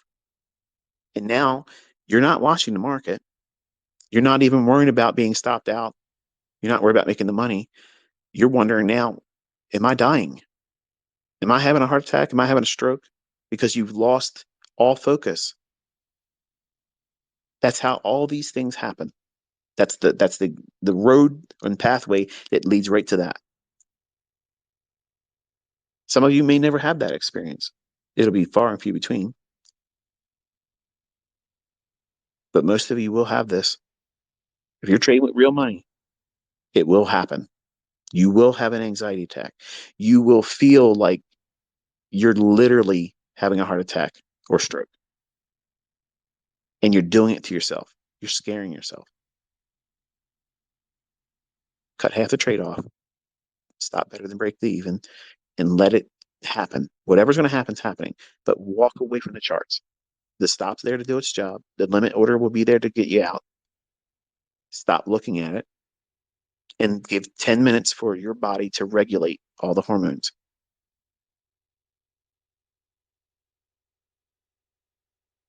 For some of you young guys or gals that never had that experience yet, you'll have a panic attack. It's just a high level of stress. You may not ever want to submit to it and call it a panic attack. It's just an anxious moment. But if you have racing thoughts and physical symptoms of wanting to pass out or stroke or tingliness up and down your arm or whatever, that's adrenaline.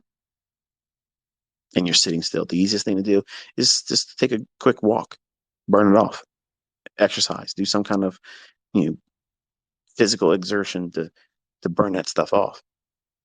and constantly tell yourself there is no emergency and everything's fine. And you self-talk yourself down from that, which is the reason why I teach you to self-talk in your journal.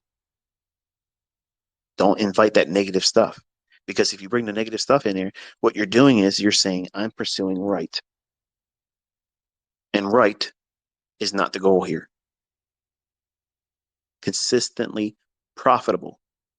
And if you're only framing that in the context of right only, you're going to take trades that are going to be outside the parameters that your model is, because you're thinking, oh, this is one of those times where it's going to move and it's outside the kill zone. And, this is, I got time. I just think it's going to go up there, and let me just get in there and push the button. And you know damn well doing it, you're doing everything wrong. So you're not going to be in there low stress. You're going to have a panic attack worrying about it. And you're not even going to trade it right. You're going to submit to the first 20 seconds of it, and you're going to be counting every minor fluctuation that goes against you, thinking that it's going to be the next tick before it runs 20 handles against you in one straight shot. Boom, you're stopped out. Not just a little bit stopped out. You're way stopped out. That's what your mind does to you. It tricks you. And if you trade like that, it's because you're over leveraging, too much risk, or you're trading outside your model and you know it. And subconsciously, your analyst in you is saying you're doing things wrong. And retail Rick's driving. You've put the analyst in the back seat or left him at home, and you're shotgun with retail Rick, and he's had too much to drink. It's not going to be a good outcome. So your conscious will talk to you. And as you get more experience, as you get better at this and you have more wisdom because you've been doing it longer, that voice will be a lot more comforting and it'll guide you. And that's the thing that when you're asking me as students, how do you trust and how do you know that the market was going to reverse like that? How do you know like that it's not going to go past that low? It's experience. The analyst is in me saying, these are those instances where it does this. You've seen this before. So here's what we do. This is what we don't do. This is what we expect to see. That is what? Predicting. It's not reacting. It's predicting. The trader anticipates. The analyst predicts. The gambler sits in the back seat and shuts the fuck up. We don't want to listen to the gambler. We're not giving the wheel to the gambler, but they're always going to be chatting. Yeah, but we could have bought more. You should have held longer. This one did better than that one. You bought the wrong pair. Shut the fuck up, Rick. It's hard to filter that out. The part of you that is always going to look for what you didn't do right. Because retail Rick is constantly looking through the lens of right. You should not have that in your trading at all, but you're going to have it as an internal wrestling match always, because you're going to criticize yourself. And there's never going to be a bigger critical person on this planet than you are. Nobody could troll ICT harder than I troll myself. When I don't do what I'm supposed to do, I live that shit for years. Maybe it's not that way for you, but it's human nature for us to be judgmental with ourselves. And sometimes with mental illnesses, it can manifest itself in very toxic ways, either inwardly or outwardly. So it's important that you constantly be reminded that we're not pursuing being right, okay? It really is impactful when you go into your trading day giving yourself permission to not be perfect. If you're wrong, it doesn't mean that it's a failure. It just means you're wrong. And you can be wrong and make money. That's what a sound model does. How can you be wrong? How can you be wrong and make money. Partials. They work every fucking time. There has never been a partial that was taken in a trade that did not yield a gain or profit. It cannot happen. A partial profit is profitable. And you take that when it offers it to you. Then, if the trade doesn't go to your targets or target final terminus and stops you out on the balance, guess what that means? You were wrong, but you made money. Books don't teach that mindset. Educators don't teach that mindset. They've been doing it since I've been talking about it, but I don't mind being a trailblazer. That's why I'm here after all. Blazing trails for you all to ramble on behind me and then find your own trailblazing. But you have to know what you're doing. You got to know how to predict price. You have to know how to predict the future. I've said it many times, folks. It's in the name of what we're doing. We're trading futures. We're dealing with the future. Everything about what we're doing is predicting the future.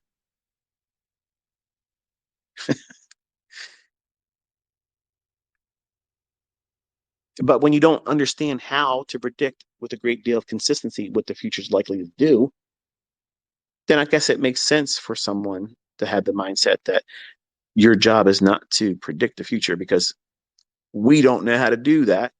So therefore, let us relinquish the pursuit of anything like that and just adopt the alternative, which is let's just react. Let's react to it. Like a knee-jerk response when your doctor takes that little rubber triangle hammer and taps you on your kneecap and your leg involuntarily just kicks up. Every time I went and got a physical, I used to always try to force myself, I'm not going to move. I'm not going to move. Boop, and my leg would jump. I'd be mad. I don't want to react to certain things. And unfortunately, because I'm bipolar, many times I'll react to shit that I don't realize I'm reacting to until I'm already revved up. And nobody can talk me out of it. They can't talk me down. It's just got to do its thing. But in trading, it's the only thing in my life that has been a means of talking, engaging, and being able to be the closest thing to normal that I can imagine as someone as a bipolar person. It's very difficult for me to stay balanced for a long period of time. And if I'm watching price action, all of my focus, all of my attention is on these fluctuations inside these candlesticks. And if I'm talking and providing a narrative, in my mind, when I'm doing the live stream, like the live sessions, I'm talking to you about it, I'm literally talking out loud the things that I'm thinking. Like that's exactly what it's like in my head. Look at the Twitter spaces. I don't shut the fuck up, except for catching my breath once in a while. That's what it's like in my head. Nonstop, every waking conscious moment, my mind is constantly going. There's never a period of quietness unless I'm meditating and I'm only able to wrestle with 3 or 4 things, then not 500 of them all at one time. So price allows me that beautiful distraction and my attention is there. And I'm literally talking to myself internally the very way you hear me talking over the charts when I'm doing the live streams. I'm just saying it vocally. I'm audibly making it come out of my mouth, whereas it's just in my head. I'm saying everything just like that nonstop. I'm looking for this to do this. I want this price to be here. I don't want it to go past this candle here. It can touch that. That is reading the tape. That's why I call it that. You don't need a depth of market. That's not reading the tape. That's looking at a gimmick. I'm looking at price. I'm reading price. I'm reading the minds of everybody out there looking at that same chart. Like Dr. Xavier. He goes in there and puts his little helmet on. He can get out there and get in everybody's head. That's what ICT's doing. When he's watching his 1 minute candles, I'm in all your heads. I'm the ghost in the machine. I'm in there hijacking shit. I'm in there overriding retail logic and being on the other side of what they're trying to do. I know what they're thinking when they're thinking it. I know where they're placing their stops. I know why they're going to move their stops, when they're going to move their stops, what they're hoping to see in terms of where price is going to go. As much as they don't want to say they're trying to predict price, they may not say it in the circles they hang around in, but they're trying to predict price. And I know what they want to see in price. And when I see what I know is likely to happen, and it's wrestling with that logic that they're holding on to, hoping with gimmicks and bullshit, I have a high probability trade. That's the ones I tweet. That's why they work. The things I tweet, those instances are exactly the very moment when retail logic is arm wrestling what I teach you. And it's losing. My shit works. That's why the things I tweet pan out. I don't just go out and tweet whatever comes to mind. I'm waiting for that moment where I have most of the things I like to see in my favor. And then it goes to script. Before I started this Twitter space, I sent a link out. I said, go watch the Wednesday live stream, go to the 3 hour, 5 minute, and 30-second mark. And you'll hear me outline where I was saying, people ask, why don't you explain to us what makes you see a trade or when a trade isn't good for you? How do you differentiate something that's in the charts? Like, how do you know when a trade's really there? What are you looking for? Well, again, it gets back to experience. You can't, well, think about what you know now. Do that for a second. Think about what you understand about fair value gaps, the 2022 model, how price goes to old lows for liquidity, above old highs for liquidity, and time of day when certain things form. You didn't know that shit months ago. Look how much more you understand now. Now try to think about how you, that didn't know what you know right now, how could you understand yourself explaining your present understanding to how you didn't understand it then? That's the predicament I'm in as a mentor. You need to experience it. You need to see it. And knowing yourself, because you're the same person back then and here right now, which you have more understanding, you know that no amount of talking, no amount of jawboning about what it is and what it isn't, your ignorant self, before you've learned how to do what you know now, would never appreciate anything. Even if you yourself went back from the fucking future, you would be like, what the hell are you talking about? Because you weren't there day after day, week after week, for now, a couple months now, seeing it explained before it happens. You can't take that experience and articulate it. Words aren't going to reach far enough. It's because you have experience. So that's what I mean when I say, when certain questions are asked, how do you this and how do you do that? Experience, 30 years. And you're getting that experience every time that we spend time together. When you're looking at your own chart studying, you're getting that experience.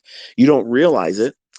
It feels so not infant, but it feels so insignificant right now because it's early in your development. Every time a baby tries to start to stand up, it hasn't been able to even stand on its own yet, but it tries to stand up and it falls over. Every little time it does that, it's incremental experience. And finally, one day you come home from work and your kid can walk around. It just happens like that. But it didn't just get up out of the womb and start running around. It's incremental. But you have to have patience. But you're not going to learn it fast. It doesn't happen that way. But the best way of doing it is seeing me explain it real time. And there is no gaming of TradingView when you're calling it real time every minute. Sorry. When you record your trades, entry, placement, management, there is no gaming that. It's what it is. The last 2 days, even though I wasn't with you all, early in the morning before the morning session, because I was running around in the banks and such, I spent time with my older students and I was calling the market with them, and they watched the markets pan out to script there too. I mean, they're used to it. I mean, when I used to teach every single day for them, they would see those types of things on a daily chart, an hourly chart, and 15-minute chart, and 5-minute chart. You all have been conditioned to expect that now from these concepts because I've been doing it with you all since last year. In November, all that stuff stops, and you'll have to depend on your own time and energy put into this. But by then, you'll know what you're supposed to be doing. You'll know what to go in and practice your drills with. And I practice still. I know how to do this, but I still practice. I take myself into events like non-farm payroll and I study where do I think that the liquidity is for this. On the CPI number, I told you the boundaries of how far that we're going to reach for liquidity for CPI. And it dropped like immediate right down to the sell side. Went one tick into the level beyond it, lower, and then right on up. Pretty neat. That's the game I like to play with price action. When I know I don't want to trade it, I want to see how will my algorithm reach for price action? Where is it going to reach for? Where's the liquidity at? And when you see it like that, it's just fingerprint. That's all. That's all I'm showing you is that these things repeat because it's coded. It's written this way. And you see enough of it now to know that it's beyond coincidence and it's something that you can do yourself. You can wait for these instances to see price do certain things to tip its hand to you, and you wait, just like smart money does. It waits for the market to tip its hand. It's not waiting for patterns to form. It's not waiting for indicators and averages to cross over. All that stuff is the opposite of what you're supposed to be looking at. You're waiting for a certain time of day of week, economic calendar, operating times, New York session morning, New York session afternoon, London session. And you're waiting for the market to tip its hand on where it wants to go. That's the draw on liquidity. But every single day, folks, listen, every single day, the market gravitates to buy side liquidity or sell side liquidity. And before it gets there, there is a fair value gap. That's always there. It's always there, folks. It's never going to be hidden from you. They're never going to fucking change the algorithm and remove that. It's not going to happen. That's not going to happen. There's always going to be people out there placing stop loss orders to get in or to get out of a trade. That's liquidity. That's necessary. That's fundamental to how markets are booked. You need another counterparty. And thankfully, just like P.T. Barnum said, there's a sucker born every 2 seconds. So it may not have been 2 seconds, maybe every minute. But the point is, there's suckers born all the time that want to come in here with their retail bullshit, harmonic patterns, Elliott wave horse shit, yin and yangs on their chart. All that stuff is a reason for them to do what? Push a button.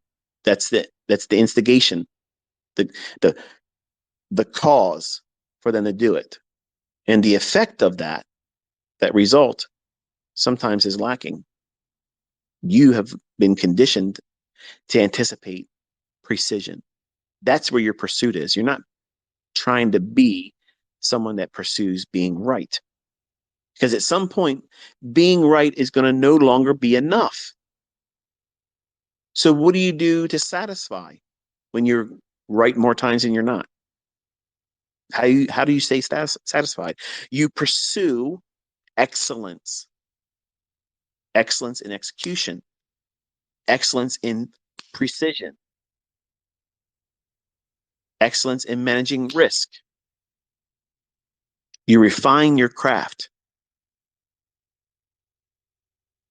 to be razor sharp, always at the ready, dialed in.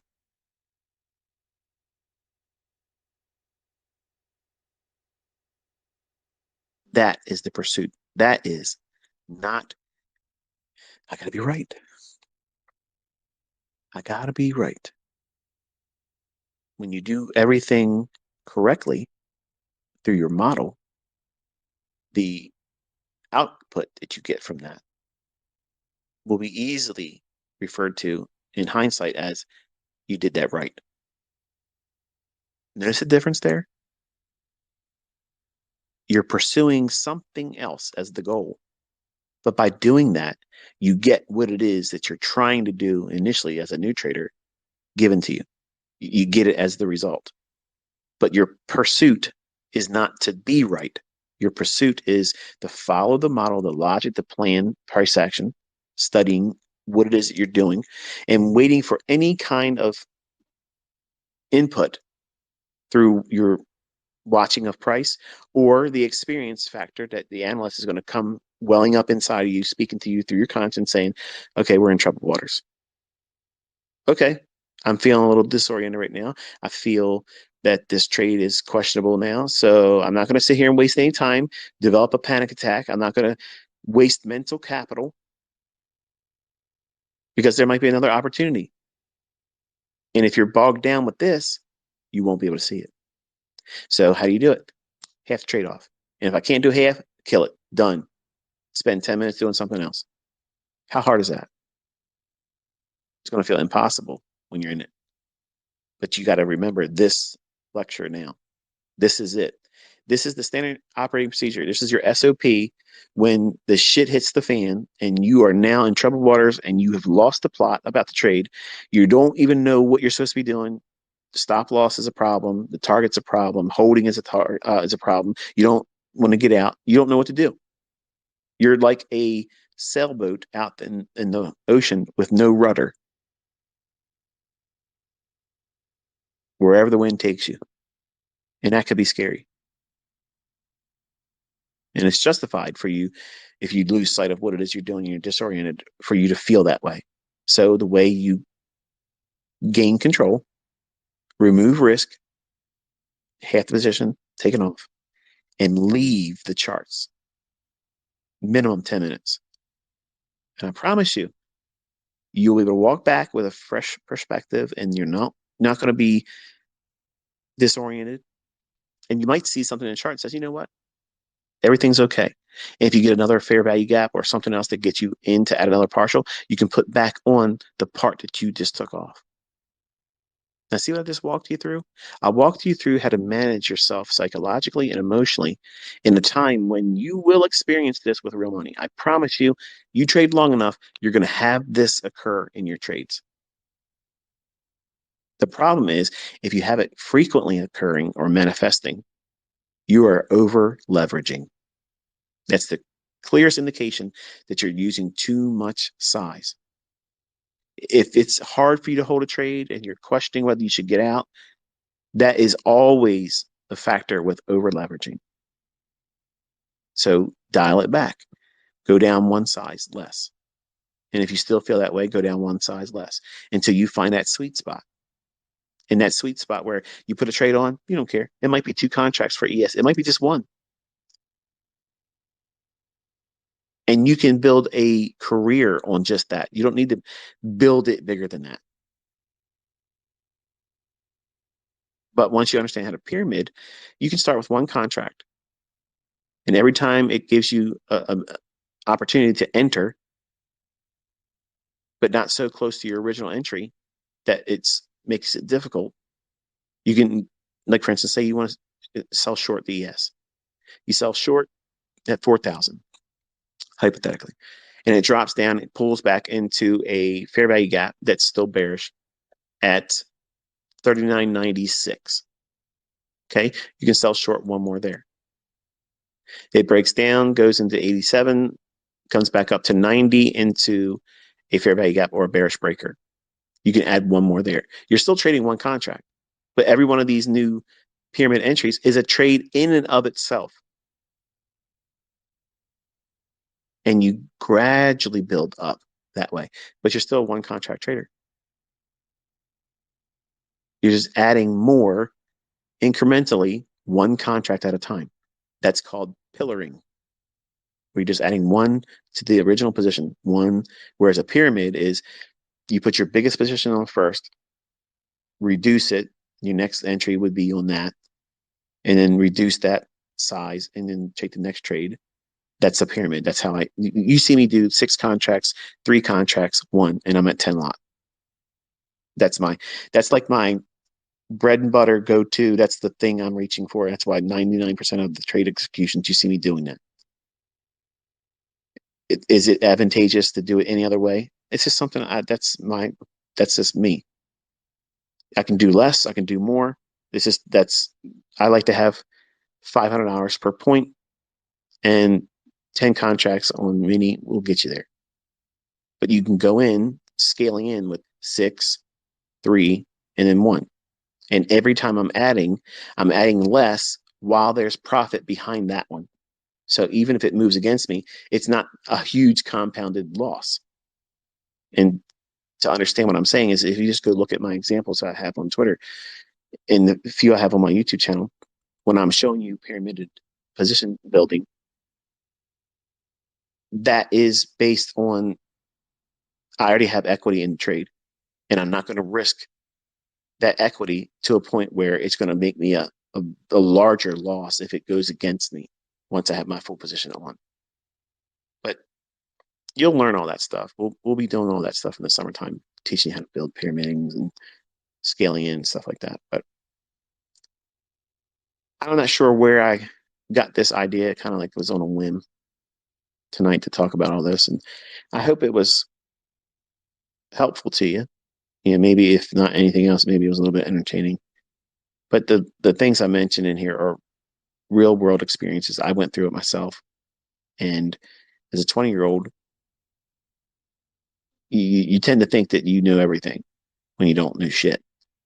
And I had that moment before, whereas I know a little bit more than the average bear now, but then I really believed I knew everything. I didn't know anything. So when I got these points of panic, because I readily recognized that I was in over my head, I was doing trades that I shouldn't have been taking and building up as big as I was doing it. And I wrestled with the whole time I was in the trade. And I couldn't tell you what the price was, even though I was looking at the chart. That's how disoriented I was. And that can happen to you if you're over leveraging. You lose completely every frame of focus, all sound logic, everything completely. It's like you're drunk. And I've never been drunk in my life. But that's what it felt like, you know, looking back and thinking about, like, I was not in the right state of mind. I had no idea what I was doing. And if anybody was to sit down and grab me by my arm and say, "Hey, Michael, listen, this is you need to get out of the trade," I wouldn't take the advice. Like, I was completely underwater, drowning, but foolishly keeping my head under the water myself. And that's what you do when you blow your account. You do that. Or it's gambler's numbness, where you just sit there and you press the button. Remember the analogy I used when I went to my first year wedding anniversary, and I was trying just to lose the $100. I just wanted to lose it, to be done with it. I could have just said, you know what, I lost $80, $90. I'll put the $10 in my pocket and I'll just grab an ice cream or something with my wife, and there it is. That would have been a better decision. But it doesn't feel like a better decision when you're there, because now you're pursuing something, and you don't want your pursuit to be about being right. So hopefully you found something useful in this one tonight. Hopefully I've given you something to work with in terms of managing the psychological demands that we place on ourselves as traders, and when we end up in these deep waters. So I'll talk to you next time. I won't be doing a Twitter space tomorrow, obviously. I did one here tonight. I'm going to enjoy my weekend with my kids and my wife. And I'll be back at it again next Monday, Lord willing. Until I talk to you then. Enjoy your weekend. Be safe.